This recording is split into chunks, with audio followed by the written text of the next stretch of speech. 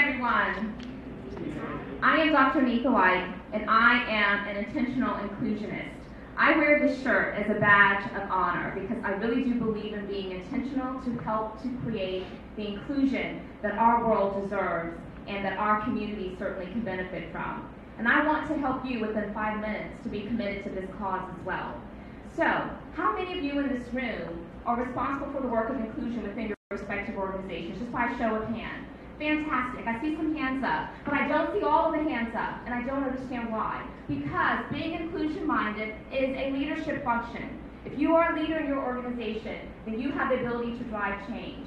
There's one key premise about this work of becoming an intentional inclusionist. You have to believe in the power of intentions. Intentionality is one of my favorite words in the vocabulary. It has a certain look about it. It's very strategic. It's very calculated. It has forethought.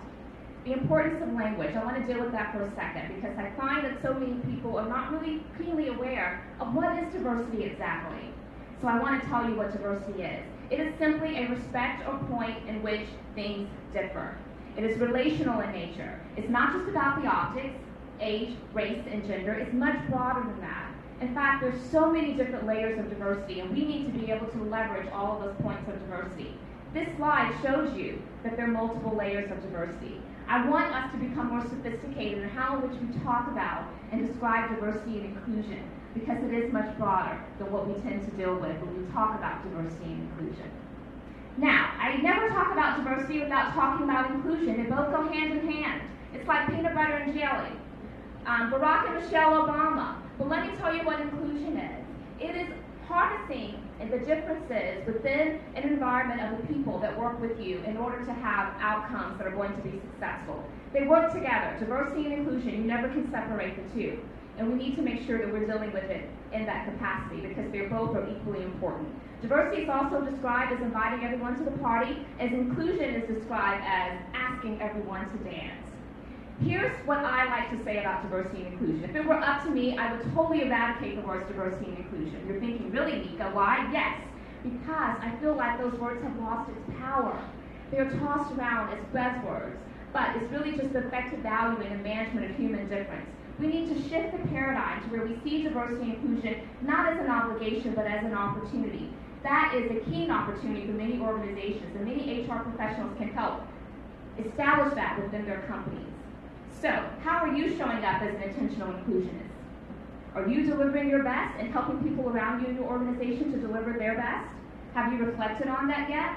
It's important to do so because when you reflect and you know how you're showing up, you have the ability to improve where you need to. Here are some things to do to help you grow as intentional inclusionists. Engage in respectful questioning and challenge existing practices where you need to if it's not fostering a culture of inclusion.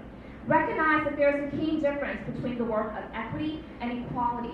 And I want you to look at this graph because you'll see that equality is where you give everybody the same thing. It's fair across the board in order for them to be successful. But equity is where you give people what they need to be successful. There's a difference, and intentional inclusionists recognize that.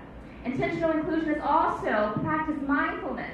They're really big on being self-aware because if you can lead and manage yourself, you can lead and manage others. So practice mindfulness so that you can take note of where exclusion could be occurring. Be a student of human difference. We have to become culturally competent where we understand about different backgrounds, different cultures and behaviors. And so follow your curiosity. Ask questions where you need to. Advocate for a culture of belongingness. Someone once said this, it is hard for a person to show up as their best in the workplace if they're always questioning whether or not they belong. Think about that. We need our people to show up as their best. Recognize that we have to minimize both people bias and process bias, and there is a difference. And again, we have to be respectful and questioning and challenging when we notice that that's not happening in the way that it needs to. That is the role of an intentional inclusionist. And we also find great pride in being able to create a safe space for people to contribute and feel valued and accepted. Because if they do, then they're going to give you their best. And that's what we want our people in our organizations to do. We rely on them to give us their best. And they also recognize that an endpoint does not exist to the work of diversity and inclusion. It is a journey and not a destination. And we have to continue to keep working on it day in and day out. And don't get weary in well doing. Now, I would take Q&A, but let me tell you, we have no time today. So instead, I want to leave you with this message. We have the power to create the change that we want to see and to foster inclusion in all of the circles in which we belong. So become an intentional inclusionist and watch the people around you to gravitate towards that notion as well. Thank you.